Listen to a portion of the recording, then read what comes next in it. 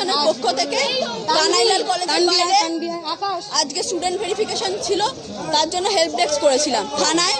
আমরা গতকাল ইন্টিমেশন দিয়েছি যে সকাল 11টা থেকে বিকেল 4টে অবধি আমাদের ক্যাম্প চলবে, কিন্তু আমাদের ক্যাম্প চলাকালীন দুপুর 2:30টার পর একজন আসে, এসে বলেন যে আমরা একজন অভিভাবক, আমি স্টুডেন্টের দাদা, একটু কথা বলতে চাই বলে আমাদের ক্যাম্পে বসেন।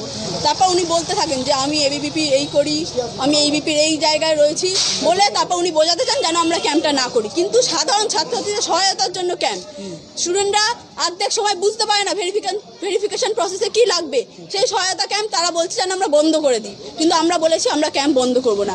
আমাদের একজন কমরেড, তার বাড়ি থেকে ফোন আসায় যখন ফোনটা ধরতে যায় তার ফোনটাকে ছিনিয়ে নিয়ে একজন ছুটে পালায়। সেই ফোনটা যখন আমরা নিতে চাই, আমাদের ছাত্রী রয়েছে, আমাদের বিপাশাদি জেলার সভানেত্রী, ওনাকে মারা হয়। অঙ্কুশ আমাদের আঞ্চলিকের সভাপতি, অঙ্কুশের হাত পা ছিঁড়ে দিয়েছে, অঙ্কুশকে মাটিতে ফেলেছে, বিপাশাদিকে মাটিতে ফেলে দিয়েছে। তারপরে যখন আমরা তাদেরকে বাঁচাই তখন আরো বিভিন্ন কথা বলছে, আমাদেরকে গালাগালি দিচ্ছে।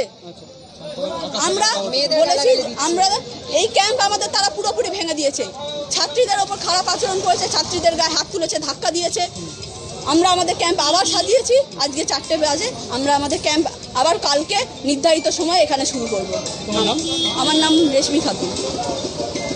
আজকে কলেজ ক্যাম্পাসে এসএফআই আর ওইবিবির মধ্যে একটা গন্ডগোল হয়।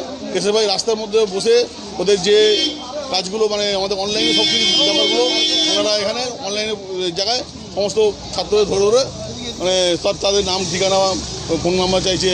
হ্যাঁ, ওরা ওদের সাথে যাতে যুক্ত হয় সেই ব্যবস্থা করছে, কিন্তু এটা তো উচিত নয়।